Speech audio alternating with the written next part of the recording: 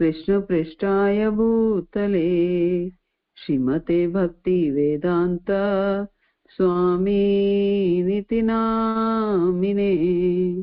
नमस्ते सारस्वते देवे गौरवाणी प्रचारिणे निर्विशेष शून्यवादी पाश्चात्य देशतारिणे।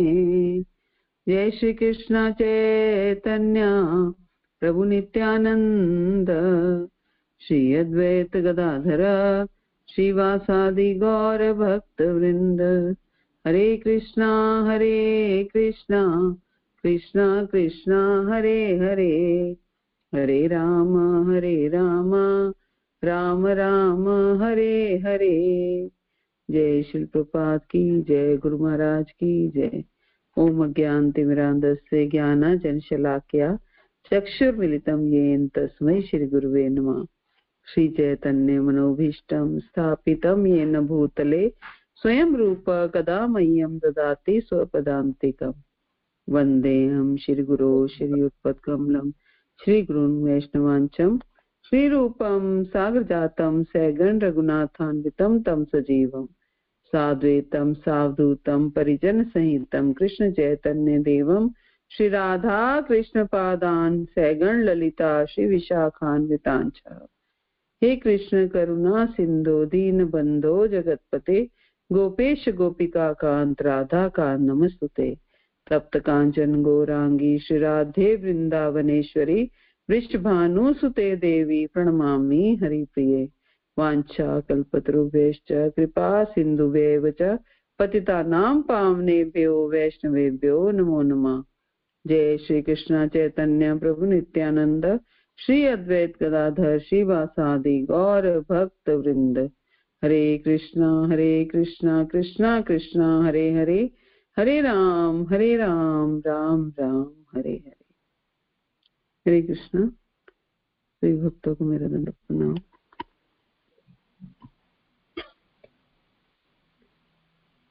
तो इस साप्ताहिक राम कथा के दूसरे दिन में आप सबका स्वागत है। आप सबका कोटि कोटि धन्यवाद कि आप अपना कीमती समय निकाल करके इस कथा में आए हैं और मेरा आपने हौसला बढ़ाया है। तो सबसे पहले मैं समस्त गुरु परंपरा से, गुरु महाराज से और श्री प्रभुपाद से, गुरु महाराज से और आप सबसे प्रार्थना करती हूँ कि मुझे आशीर्वाद दें ताकि मैं इस अमूल्य राम कथा के कुछ शब्दों को अपने जीवा पर ला पाऊं और सीताराम लक्ष्मण हनुमान जी से कृपा की याचना करती हूँ। तो रामाय रामभद्राय रामचंद्राय वेदसे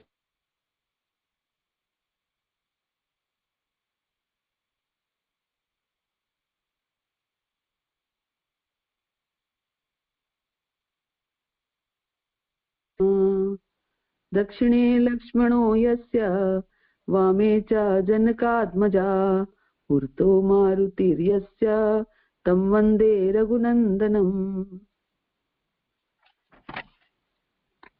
तो हम कल चर्चा कर रहे थे भगवान राम जो है वो प्रकट हो चुके हैं 12 मास की गर्भावस्था के बाद चैत्र मास के शुक्ल पक्ष की 9वीं तिथि को कौशल्या ने एक पुत्र को जन्म दिया और नवजात शिशु की आंखें और होठ जो हैं वो लाल हैं और उनकी शरीर पर सारे शुभ चिन्ह दिखाई दे रहे हैं।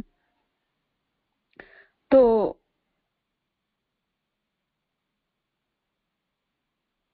महाराज दशरथ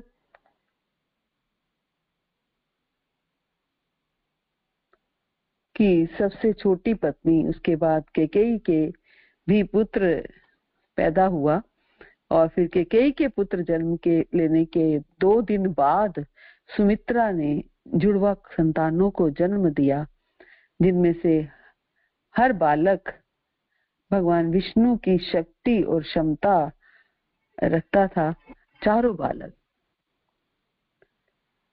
तो ये चारों नवजात शिशु एक दूसरे से एकदम से मिलते जुलते दिख रहे थे और बड़े तेजस्वी दिख रहे थे और उन्हें निहारना बड़ा अच्छा लग रहा था।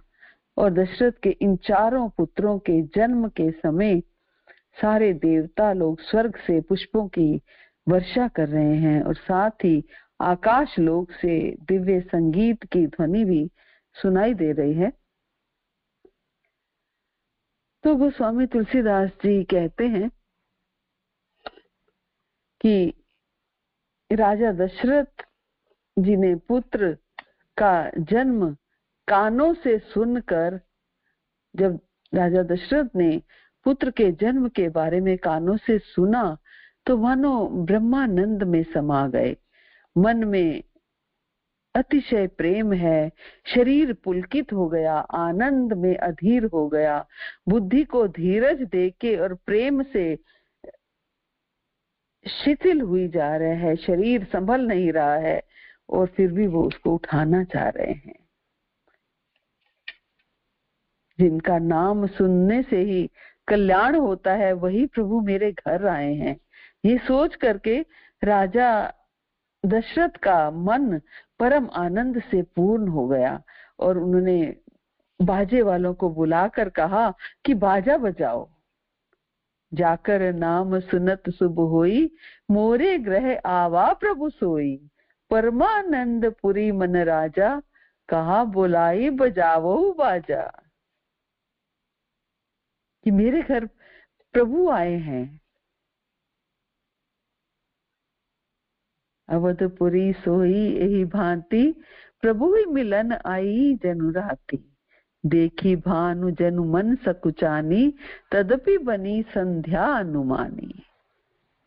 अवधपुरी इस तरह सुशोभित हो रही है, सज रही है, सुंदर, मानो रात्रि प्रभु से मिलने आई हो और सूर्य को देखकर मानो मन सकुचा गई हो, मन में सकुचा गई हो, परंतु फिर भी मन में विचार कर वे मानो संध्या बनकर रह गई हो।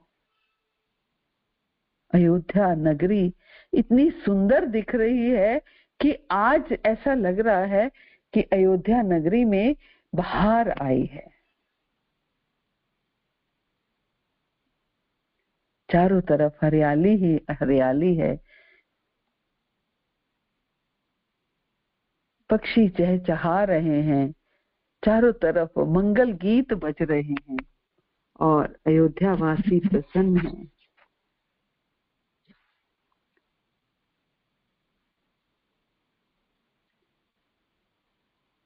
गीत गाए जा रहे हैं चारों तरफ। जन्म लियो मेरे रघुराई, अवधपुरी में बाहर आई। जन्म लियो मेरे रघुराई, अवधपुरी में बाहर आई। कलियों ने घूंघट खोले, भंवरे भी हंस हंस बोले।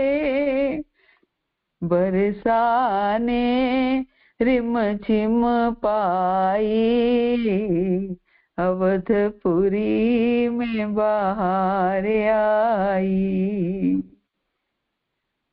जन्म लियो मेरे रघुराई, अवधपुरी में बाहर आई। बालक रूप निराला है, मन को भाने वाला है। राम और लक्ष्मण दोनों भाई अवधपुरी में बाहर आई। जन्म लियो मेरे रघुराई अवधपुरी में बाहर आई। मात कौशल्या बड़ भागी कौशल की किस्मत जागी। धनुष तोड़ सीता ब्याही अवधपुरी में बाहर आई। जन्म लियो मेरे रघुराई अवधपुरी में बाहर आई। तो अयोध्यावासी गा रहे हैं, मंगल गीत गा रहे हैं। बाहर आ गई है अयोध्या में। चार चार पुत्र जिनके आंगन में खेलेंगे तो बाहर कैसे नहीं आएगी। उनका ठुमक ठुमक कर चलना, तोतला बोलना, थोड़ा चलना थोड़ा गिरना,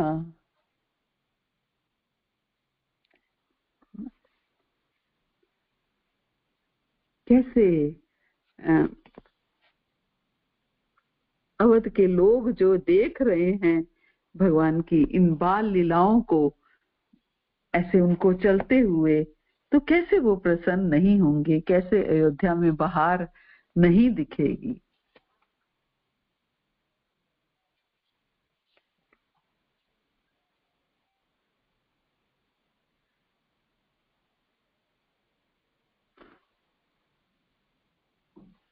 कहते हैं भगवान इतने सुंदर दिख रहे हैं, सुंदर कान और बहुत ही सुंदर गाल हैं, मधुर तोतले शब्द बहुत ही प्यारे लगते हैं, और जन्म के समय से रखे हुए चिकने और घुंघराले बाल हैं, जिनको माता ने बहुत प्रकार से बनाकर संवार दिया है। सुंदर श्रवण सुचारु कपोला, अति प्रिय मधुर तोतरे बोला, चिकन कच कुंचित गबुआरे, बहु प्रकार रचि मातु सवारे।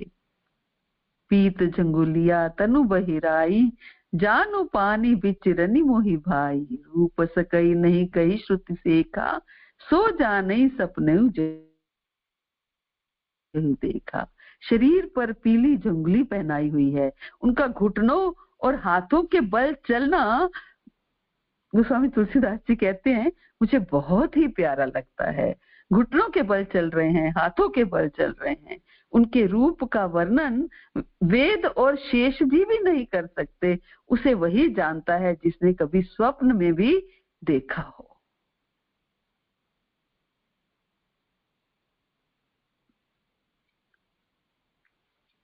ऐसे पग पग चलना भगवान का। एक बार माता ने भगवान राम को स्नान कराया और श्रृंगार करके पालने पर बिठा दिया, पालने में बिठा दिया, और फिर अपने कुल के इष्ट देव भगवान की पूजा के लिए स्नान किया, और पूजा करके उन्हें धूप बत्ती और नैवेद्य चढ़ाया, और स्वयं वहां गई जहां रसोई बनाई जाती थी, वहां गई माता। और फिर माता वहां से फिर वापिस पूजा के स्थान में लौट करके आई, और वहां आकर के क्या देखती हैं कि जो पुत्र है, जो जिनको वो पालने में बिठा करके गई थी, वो जो इष्ट देव भगवान को उन्होंने नैवेद्य चढ़ाया था, वो वहां पे बैठ के खा रहा है।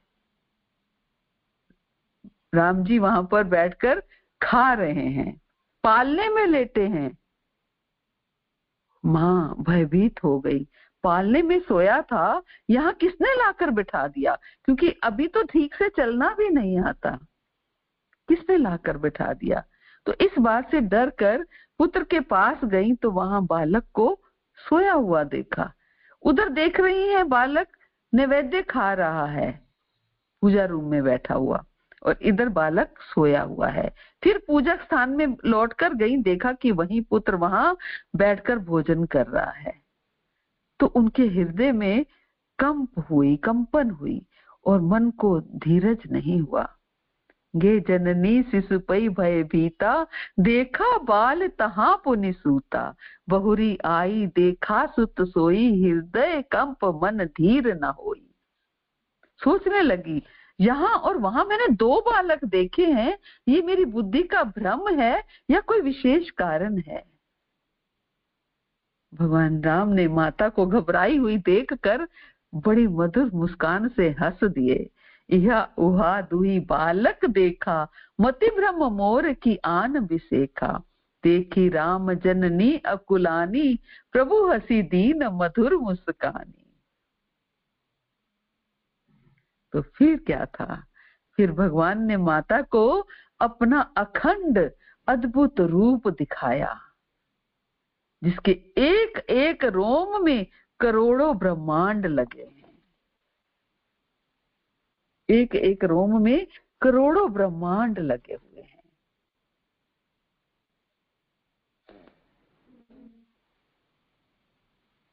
देख रावा मात ही निज, अद्भुत रूप अखंड। रोम रोम प्रति लागे, कोटि कोटि ब्रह्मांड। अनगिनत सूर्य चंद्रमा शिव ब्रह्मा, बहुत से पर्वत नदियां समुद्र पृथ्वी वन, सब कुछ देखे और वे पदार्थ भी देखे जो कभी सुने भी नहीं थे।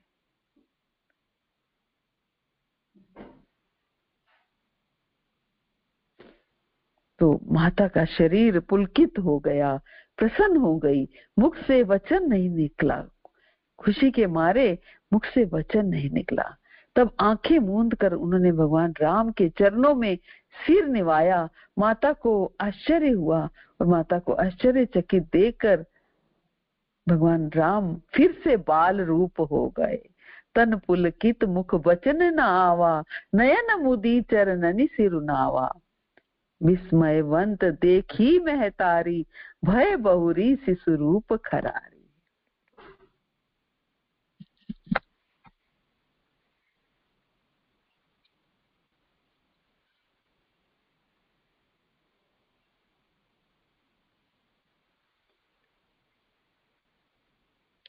भगवान ने बहुत प्रकार से बाल लीलाएं की।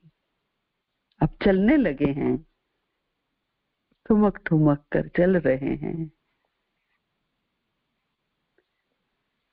ठुमक चलत रामचंद्र, ठुमक चलत रामचंद्र। बाजत पैजनिया,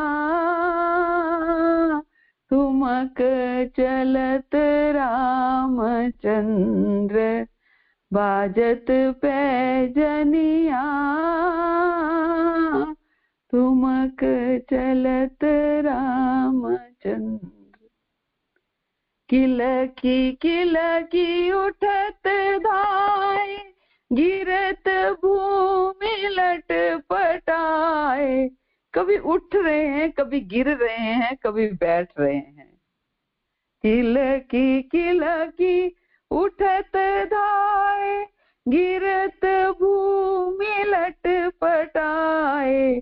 धाय मात गोद लेत, दशरथ की रनिया। ठुमक चलत रामचंद्र, बाजत पैजनिया।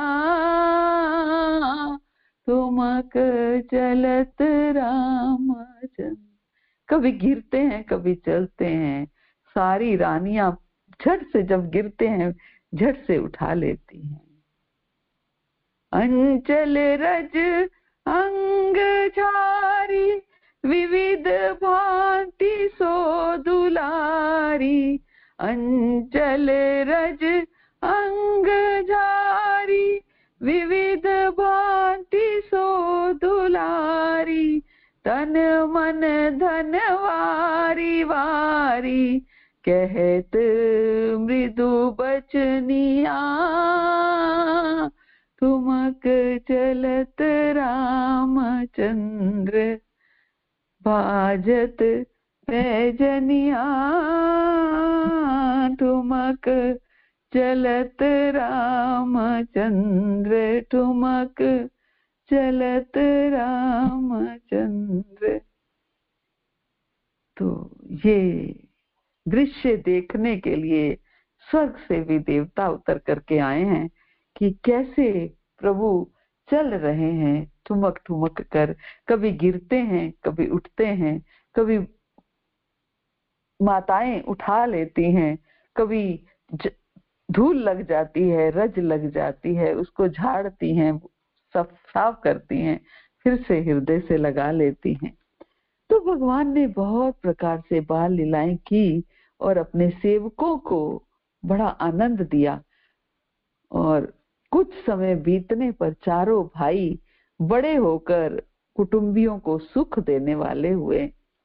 बाल चरित हरि बहुविधि कीना, अति आनंद दासन कह दीना, कछुक काल बीते सब भाई, बड़े भये परिजन सुखदाई।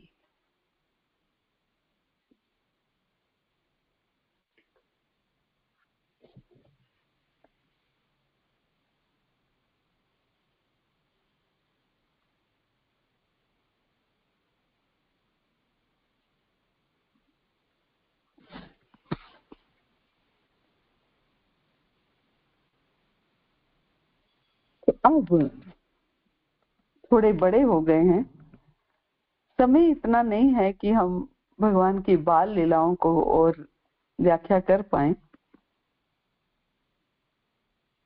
अब चारों भाई थोड़े बड़े हो गए हैं। उसके बाद वशिष्ठ मुनि ने महाराज दशरथ के पुत्रों के समस्त जो रिचुअल्स थे, जो कर्म कांड थे, जो उनके सेरेमनीज थी, वो सारी पूरी कराकर उनका दायित्व पूरा किया और फिर अंत में जनेऊ पहनाने का अनुष्ठान किया। और वशिष्ठ मुनि के मार्गदर्शन में ये चारों बालक जो हैं वो वेदों के ज्ञाता बने, महान योद्धा बने और साथ ही सारे दैवीय गुणों के भंडार भी बन गए।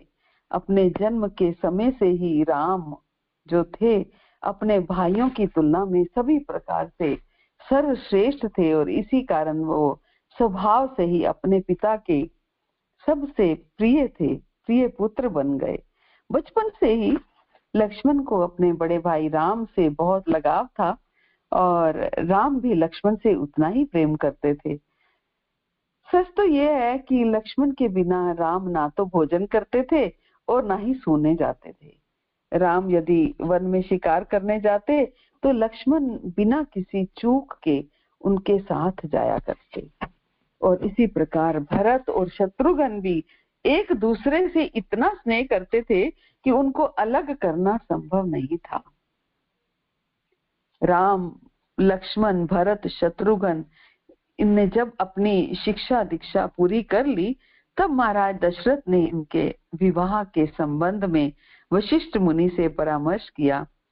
और एक दिन जब इसी संबंध में चर्चा चल रही थी तो उसी समय बड़े शक्तिशाली ब्रह्म ऋषि विश्वामित्र अयोध्या पहुंचे और राजमहल के अंदर आए और उनका अच्छे से स्वागत किया गया, आसन पे बिठाया गया।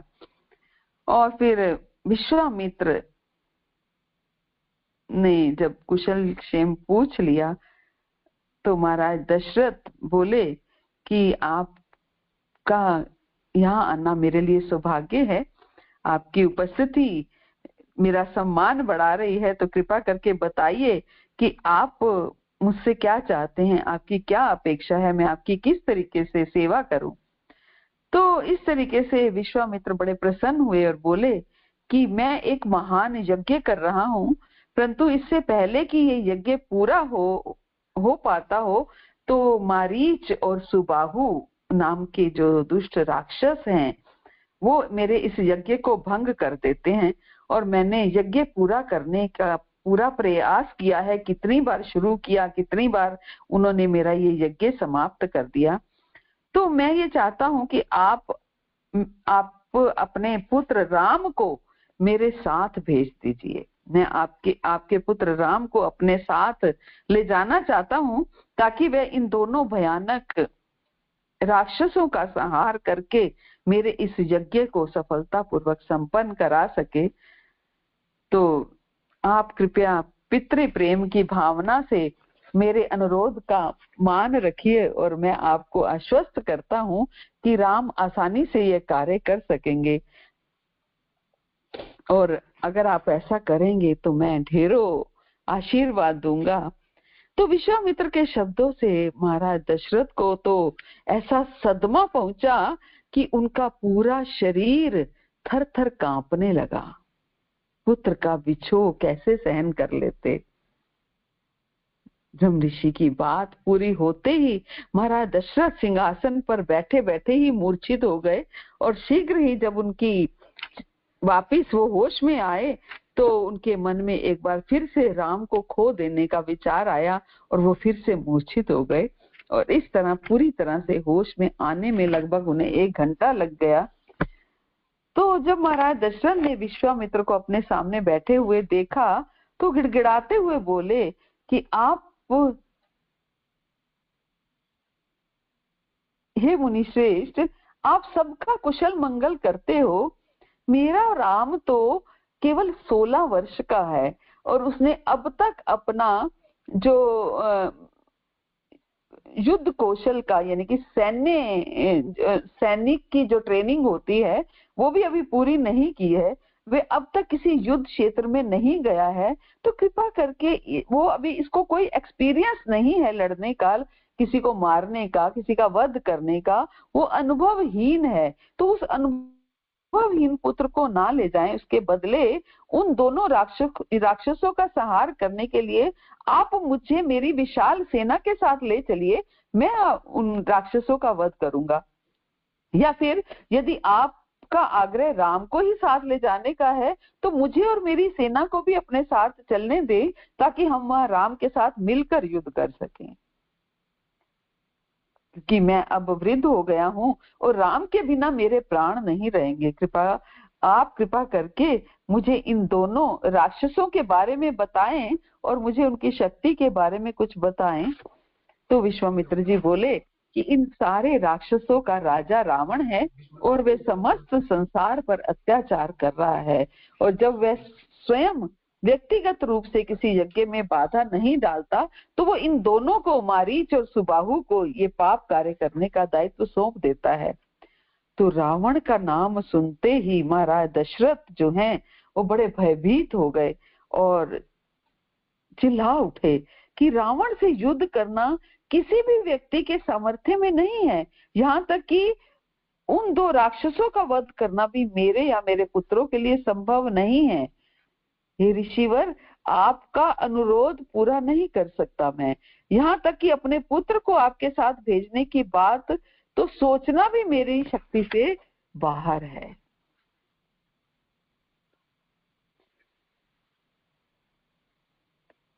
तो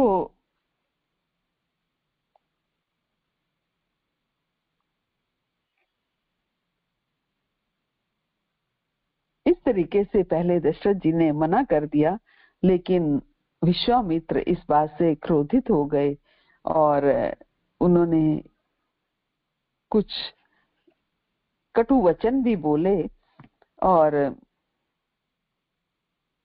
अपने गुरु के इन कटु वचनों को सुनकर महाराज दशरथ जो है वो सोचने लगे कि मुझे क्या करना चाहिए।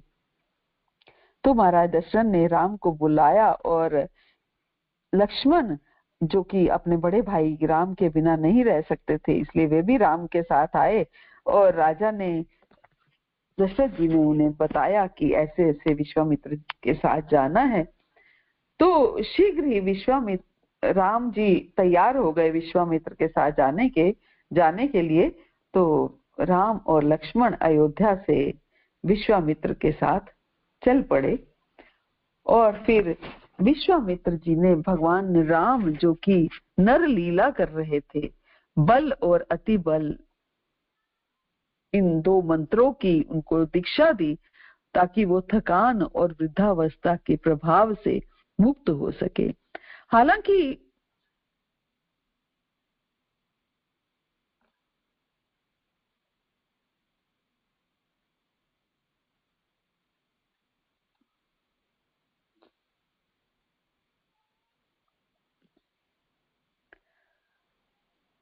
हालांकि उन्हें पता था कि ये गुण उनके पहले से ही विद्यमान हैं, परंतु फिर भी नर लीला को सार्थक करने के लिए उन्होंने ऐसा किया जिससे भगवान राम का तेज 1000 सूर्यों के तेज के समान हो गया। और फिर भगवान राम ने ताड़का नामक राक्षसी जो थी उनका वध किया, और मारीच और सुबाहु जो उनके ताड़का के पुत्र थे उनका भी वध किया। और फिर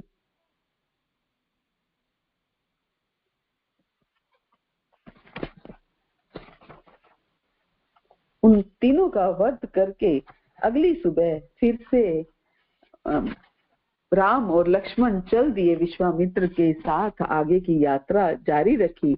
और उस दिन वे महाराज जनक के राज्य मिथिला पहुंच गए और वहां पर राम ने एक प्राचीन और निर्जन आश्रम देखा। और विश्वामित्र मुनि से इस बारे में उन्होंने पूछा कि ये आश्रम किसका है। तो विश्वामित्र बोले कि ये किसी समय में गौतम ऋषि का आश्रम हुआ करता था, जो अपनी पत्नी अहिल्या के साथ यहाँ पर तप किया करते थे।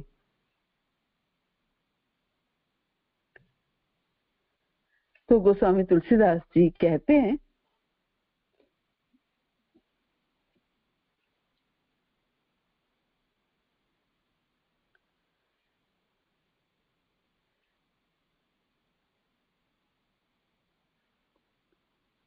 कि गौतम मुनि की पत्नी अहिल्या जो है शापवश पत्थर की देह धारण कर रखी थी, और बड़े धीरज से वे आपके चरण कमलों की धूली चाहती है। हे रघुवीर, इस पर कृपा कीजिए। इंद्र जो है वो गौतम ऋषि का वेश बना करके आया और उनके अहिल्या के साथ उसने संग किया, और अहिल्या ने भी उसका साथ दिया। तो ऊपर से गौतम ऋषि आ गए तो उन्होंने क्रोध में आकर के अहिल्या को श्राप दिया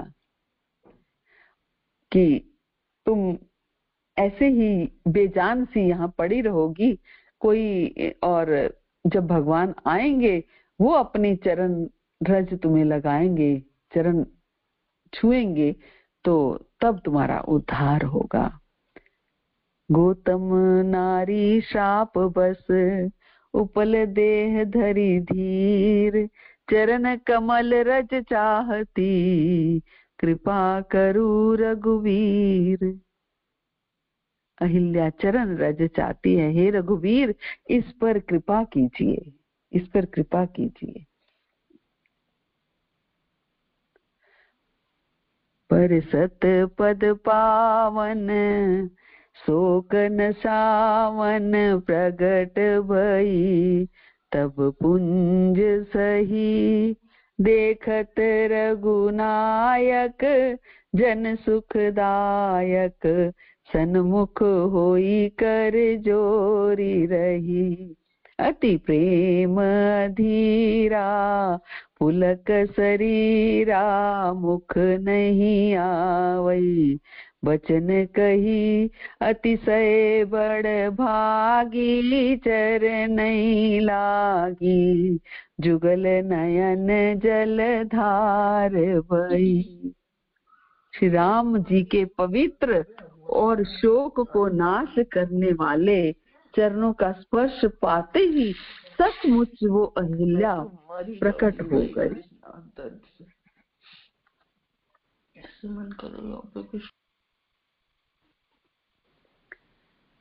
सचमुच अहिल्या प्रकट हो गई।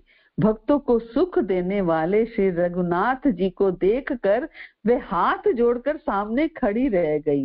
बड़े प्रेम के कारण अधीर हो गई, उसका शरीर पुलकित हो गया।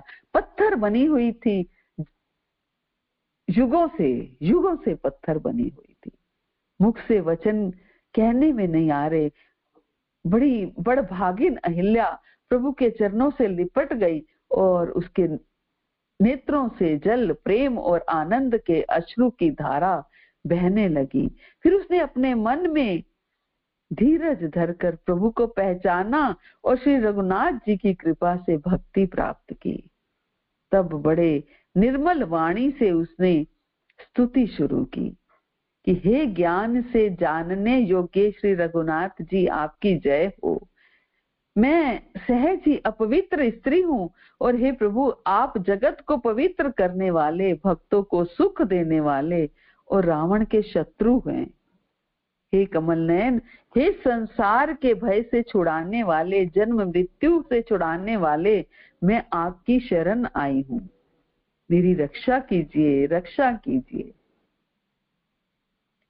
धीरजु मन कीना प्रभु कहूँ चीना, रघुपति कृपा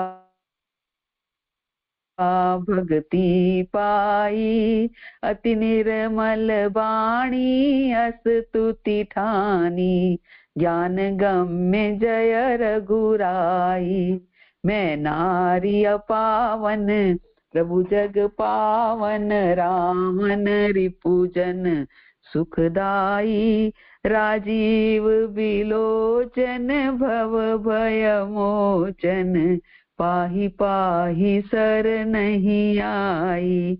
मुनि शाप जो दीना अति भल कीना, परम अनुग्रह मैं माना, देखूं भरी लोचन हरि भव मोचन, यही लाभ शंकर जाना। प्रभु मुनि शाप जो दीना, अति भल कीना, परम अनुग्रह मैं माना। मुनि ने जो मुझे शाप दिया सो बहुत ही अच्छा किया, मैं उसे अपना अनुग्रह मानती हूँ कि जिसके कारण मैंने संसार से छुड़ाने वाले श्री हरि आपको नेत्र भर देखा। अगर वो शाप नहीं मिलता तो मैं आपको कैसे देख पाती।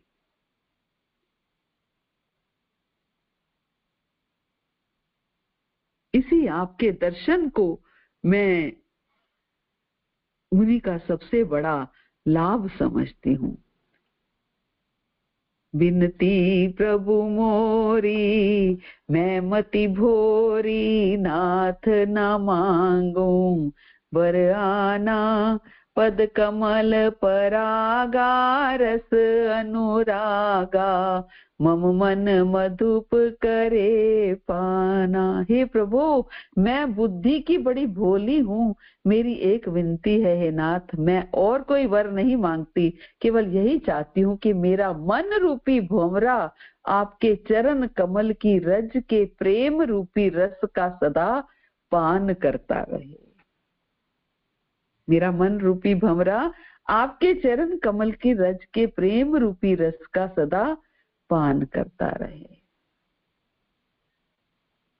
जेहि पद सुर सरिता परम पुनीता, प्रगट भई शिव शीश धरी, सोई पद पंकज जई पूजत, अज मम सिर धरे ओ कृपाल हरि। जिन चरणों से परम पवित्र देव नदी गंगा जी प्रकट हुई हैं, जिन्हें शिव जी ने सिर पर धारण किया है, जिन चरण कमलों को ब्रह्मा जी पूजते हैं, कृपालु हरि आपने उन्हीं को मेरे सिर पर रखा है, उन्हीं चरणों को आपने मेरे सिर पर रखा है। यही भांति सिधारी गौतम नारी, बार बार हरि चरण पड़ी, जो अति मन भावा सो बरु पावा, गैपति लोक आनंद भरी। इस तरह स्तुति करती हुई बार बार भगवान के चरणों में गिरकर जो मन को बहुत ही अच्छा लगा, उस वर को पाकर गौतम ऋषि की स्त्री अहिल्या आनंद में भरी हुई पति लोक को चली गई।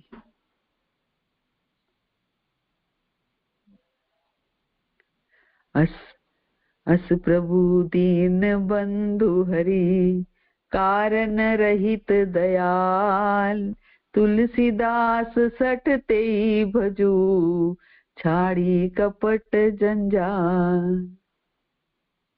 प्रभु श्री रामचंद्र जी ऐसे दीन बंधु और बिना ही कारण दया करते हैं। तुलसीदास जी कहते हैं कि हे मन, तू कपट जंजाल छोड़कर उन्हीं का भजन कर। कपट जंजालों को छोड़कर उन्हीं का भजन कर।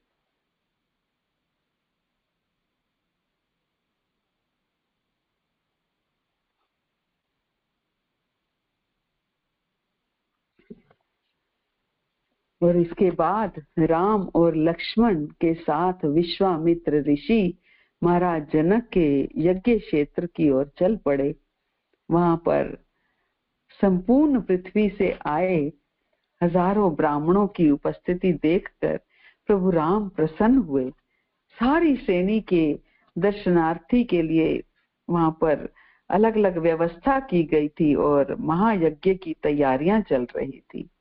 विश्वामित्र मुनि उन्हें लेकर के जा रहे हैं, सारे कार्य करवा रहे हैं, जो जो लीलाएं उन्होंने करनी थी सब जानते हैं विश्वामित्र। और लेके गए, पहले अहिल्या को उतारा, अब बारी सीता मैया की पास ले जाने की है।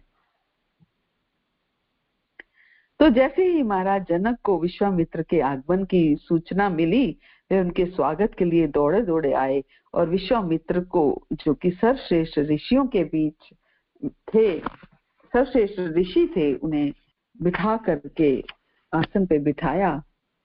और जनक महाराज उनको बताने लगे कि ये यज्ञ 12 दिनों में संपन्न होगा और इस बीच देवता गण अपना अपना अर्पण ग्रहण करने के लिए स्वयं यहाँ प्रकट होंगे। तो कृपा करके मुझे ये बताइए कि आपके साथ ये 2 महान व्यक्ति कौन हैं? इन्हें देखकर ऐसा लगता है कि जैसे ये स्वयं देवता जो हैं वो मानव रूप में प्रकट हुए हैं। तो विश्वामित्र बोले, ये दोनों युवक महाराज दशरथ के पुत्र हैं और इनके नाम राम और लक्ष्मण हैं। मेरे यज्ञ में विघ्न डाल रहे राक्षसों का संहार करने के लिए मैं इन्हें अयोध्या से अपने आश्रम में, आपके आश्रम में ले आया, अपने आश्रम में ले आया गया था। और ये यहाँ पर इस अद्भुत धनुष को देखने आए हैं, जिनकी आराधना आप इतने समय से बड़ी श्रद्धा से कर रहे हैं। तो ये उस धनुष को देखने की इच्छा है इनकी, और इसलिए मैं इनको यहाँ लेकर के आया हूँ। और तब महाराज जनक ने इस बारे में विस्तार पूर्वक बताना शुरू किया कि बहुत पहले भगवान शिव ने दक्ष के यज्ञ को भंग करने के लिए इस धनुष का प्रयोग किया था, और उन्हें यज्ञ का पूरी तरह से अर्पण नहीं दिए जाने के कारण भगवान शिव ने ये धनुष उठाया और देवताओं का संहार कर देने की धमकी दी। और ये सुनकर देवता गण अपने होश में लौटे और उन्होंने किसी तरह से भगवान शिव को शांत किया, और तब भगवान शिव ने देवताओं को अपना धनुष दे दिया। और बाद में देवताओं ने मेरे पूर्वज महाराज निमि के बड़े पुत्र देवव्रत को यह धनुष सौंपा। जनक महाराज बता रहे हैं कि कैसे धनुष उन तक पहुंचा। तो धनुष की कथा सुनाने के बाद महाराज जनक ने अपनी पुत्री के बारे में बताना शुरू किया कि एक दिन मैं हवन क्षेत्र को सोने के एक हल से बराबर कर रहा था, समतल कर रहा था, और तभी मैं हल की एक भुजा में एक शिशु कन्या को देखकर बड़ा आश्चर्यचकित रह गया। मैंने उसका नाम सीता रखा और उसे अपनी दत्तक पुत्री के समान पालने पोसने लगा। सीता बहुत जल्दी बड़ी हो गई और यौवन की दहलीज तक पहुंचते पहुंचते अनेक राजकुमारों की ओर से सीता के लिए विवाह के प्रपोजल आने लगे। और मैंने उन राजकुमारों को समझाया कि मेरी पुत्री जो है वो माँ की कोख से नहीं जन्मी है, इसलिए सामान्य लड़की नहीं है, इससे विवाह करने का अधिकार किसी महापराक्रमी पुरुष को ही है। तो राजकुमारों ने जब ये पूछा कि उनसे किस प्रकार के पराक्रम की अपेक्षा की जाती है, तो मैंने उन्हें बताया कि भगवान शिव का जो ये धनुष है वो उनको दिखाया और बोला कि इस पर जो प्रत्यंचा चढ़ा लेगा वही इसके साथ विवाह कर सकता है। प्रत्यंचा चढ़ाना या प्रत्यंचा चढ़ाने के लिए धनुष को मोड़ पाना तो दूर रहा, अधिकांश राजकुमार जो है धनुष को उठा तक नहीं सके। तो इस कारण इन राजकुमारों ने स्वयं को बड़ा अपमानित महसूस किया।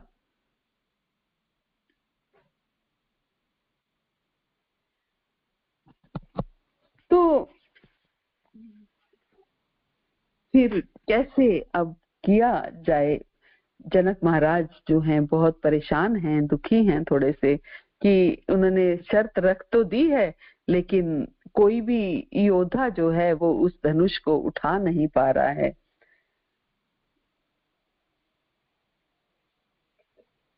तो तुलसीदास जी कहते हैं कि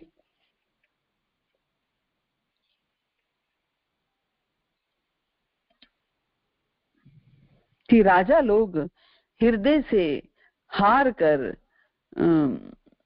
एक तरह से थोड़े दुखी हो गए और अपने अपने समाज में अपने अपने स्थान पे जाकर के बैठे, और राजाओं को असफल देखकर जनक भी बड़े विचलित हो गए और ऐसे वचन बोले कि क्रोध से भरे हुए वचन बोले कि मैंने जो प्रण ठाना था उसे सुनकर द्वीप द्वीप के अनेक राजा आए, देवता और दैत्य भी मनुष्य का रूप धारण करके आए, और भी बहुत से रणधीर वीर आए। अब कोई वीरता का अभिमानी नाराज ना हो तो मैंने जान लिया कि पृथ्वी वीरों से खाली हो गई है। जनक महाराज जो हैं विचलित हो रहे हैं, क्या कह रहे हैं कि पृथ्वी वीरों से खाली हो गई है, अब आशा छोड़कर अपने अपने घर जाइए। और ब्रह्मा ने सीता का विवाह लिखा ही नहीं है शायद।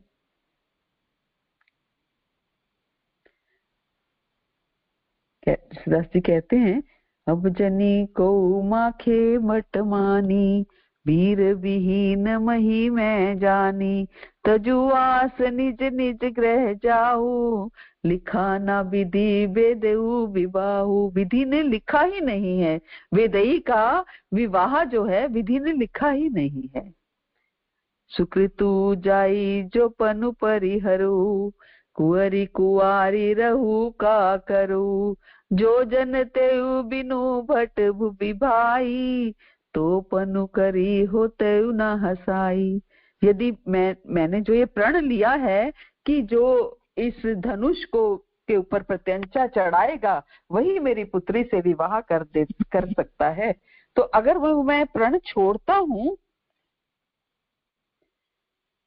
तो पुण्य जाता है, इसलिए क्या करूं, कन्या कुंवारी ही रहे। यदि मैं जानता कि पृथ्वी वीरों से शून्य है तो प्रण करके उपहास का पात्र ना बनता, है ना।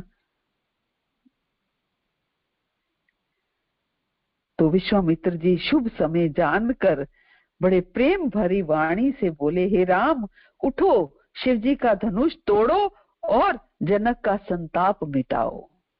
विश्वामित्र समय शुभ जानी, बोले अति सने मय बानी, उठो राम भजऊ भव चापा, मेटु तात जनक परितापा। तो रामचंद्र जी को वात्सल्य प्रेम के साथ देखकर और सखियों को समीप बुलाकर सीता जी की माता जो हैं वो बड़े स्नेह से और बिलक बिलक कर विलाप सी करने लगी और कहने लगी कि ये जो हमारे हितु कहलाते हैं, जो हमारे हितकर कहलाते हैं, वे भी सब तमाशा देखने वाले हैं। कोई भी गुरु विश्वामित्र जी को समझाकर नहीं कहता कि ये कोई बच्चों का खेल नहीं है, ये राम जी जो हैं ये बालक हैं, इनके लिए ऐसा हठ अच्छा नहीं है। जो धनुष रावण और बाण जैसे जग विजयी वीरों के हिलाए नहीं हिल सका, उसे तोड़ने के लिए विश्वामित्र मुनि राम जी को आज्ञा दे रहे हैं, और राम जी का उसे तोड़ने के लिए चल देना रानी को ऐसा लगा कि जैसे वो हठ कर रहे हैं। इसलिए वह कहने लगी कि गुरु विश्वामित्र जी को कोई समझाता भी नहीं है। सखी सब कौतुक देख निहारे, जेऊ कहावत ही तू हमारे, कोई न बुझाई करे गुरु पाही, ए बालक असी हठ भली नाही। ये बालक जो है ये हठ कर रहा है, इसके बस का है नहीं कुछ। रावण बाण छुआ नहीं चापा, हारे सकल भूप करी दापा, सो धनुराज कुंवर कर देही, बाल मराल की मंदर लेही। रावण और बाणासुर ने जिस धनुष को छुआ तक नहीं है और सब राजा घमंड करके हार गए, वही धनुष इस सुकुमार राजकुमार के हाथ में दे रहे हैं। हंस के बच्चे भी कहीं मंदराचल पहाड़ उठा सकते हैं?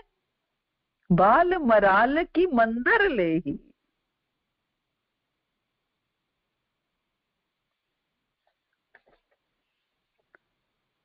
हंस के बच्चे भी कहीं मंदराचल पर्वत उठा सकते हैं? सीता मैया की मैया जो है ऐसे वचन कह रही हैं। तो भगवान ने मन ही मन अपने गुरु को प्रणाम किया और बड़ी फुर्ती से धनुष को उठा लिया।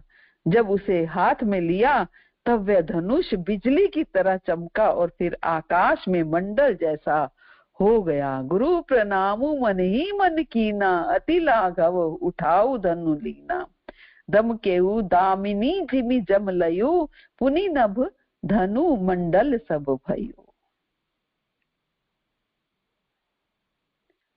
लेत चढ़ावत खेचत गाड़े, काहू न लखा देख सब उठाड़े, तेहि छन राम मध्य धनु तोरा, भरे भुवन धुनि घोर कठोरा। लेते चढ़ाते और जोर से खींचते हुए किसी ने नहीं देखा, अर्थात ये तीनों काम जो है इतनी फुर्ती से हुए कि धनुष को कब तो उठाया, कब चढ़ाया और कब खींचा इसका किसी को पता ही नहीं चला। सबने श्री राम को धनुष खींचे खड़े देखा और उसी क्षण भगवान राम ने धनुष को बीच से तोड़ डाला और भयंकर कठोर ध्वनि से सारे लोक भर गए। सियापति रामचंद्र की जय। तो इस तरीके से भगवान राम ने धनुष तोड़ा।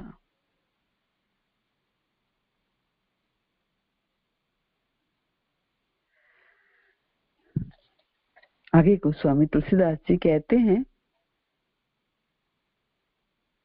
रही भुवन भरी जय जय बानी, धनुष भंग धुनि जात न जानी, मुदित कही जय तय नर नारी, भजऊ राम संबुधनी भारी। सारे ब्रह्मांड में जय जयकार ध्वनि छा गई, जिसमें धनुष टूटने की ध्वनि जान ही नहीं पड़ी। सब लोग इतनी जोर जोर से जय हो जय हो जय हो, रामचंद्र की जय हो, रामचंद्र की जय हो, जोर जोर से जय जयकार कर रहे हैं। और इस जय जयकार की ध्वनि में धनुष टूटने की ध्वनि जो है वो छिप गई। जहां जहां स्त्री पुरुष प्रसन्न होकर या कह रहे हैं, श्री रामचंद्र ने शिव जी के भारी धनुष को तोड़ डाला।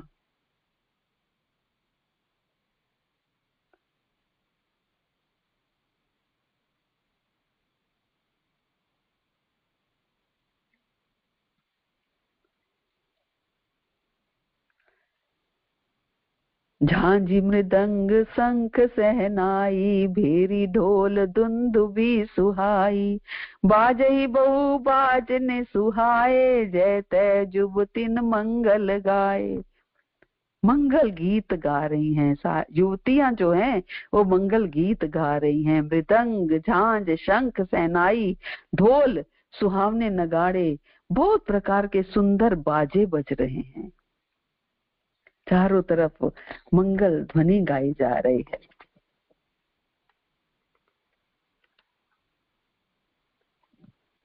और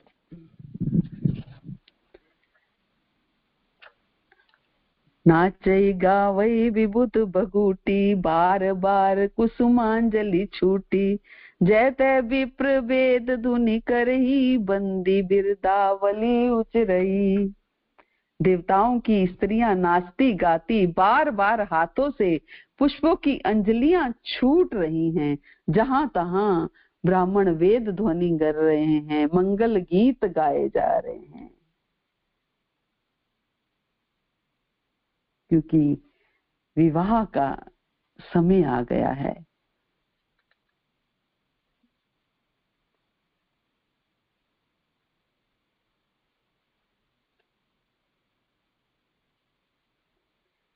तेरी सखी मंगल गाओरी, धरती अंबर सजाओरी।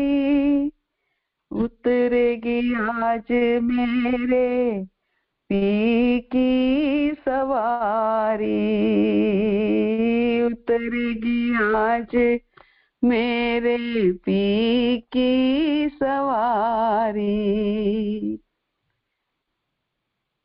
तेरी कोई काजल लाओरी, मोहे काला टीका लगाओरी। उनकी छवि से दिखूं मैं तो प्यारी। लक्ष्मी जीवारो नजर उतारो, लक्ष्मी जीवारो नजर उतारो। आज मेरे पिया घर आए हैं, चौक पुराओ माटी रंगाओ। आज मेरे पिया घर आए हैं। रंगों से रंग मिले, नए नए ढंग खिले। खुशी आज द्वारे में डाले है डेरा। पीहू पीहू पपीहा रटे, कुहू कुहू कोयल जपे। आंगन आंगन है परियों ने घेरा। अनहद नाद बजाओ रे सब मिल, अनहद नाद बजाओ रे सब मिल। आज मेरे पिया घर आए हैं, आज मेरे पिया घर आए हैं। चौक पुराओ माटी रंगाओ। आज मेरे पिया घर आए, आज मेरे पिया घर आए। तो मंगल गीत गाए जा रहे हैं। अब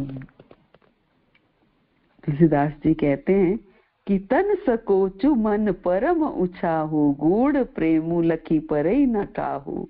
जाई समीप राम छवि देखी, रई जन कुंवरी चित्र अवरेखी।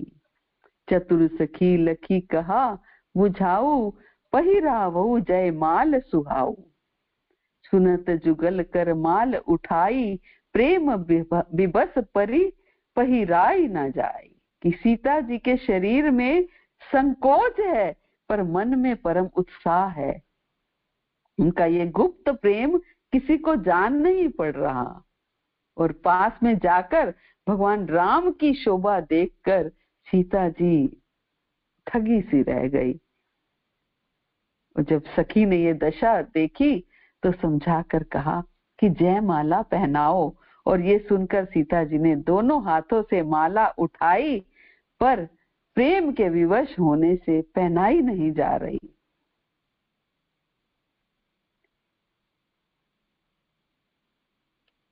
रघुवर उर जय माल देखी, देव बरी सही सुमन, सकुचे सकल भूआल जनु, बिलो की रवि कुमुद गन।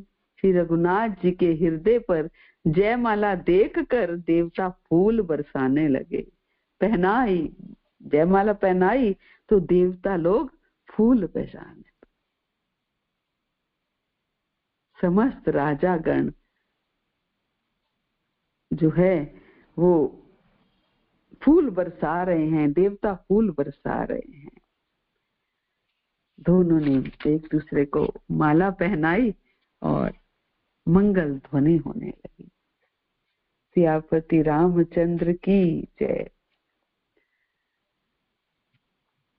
हरे कृष्णा। शिल प्रपात की जय। गुरु महाराज की जय। आप सब भक्तों की जय।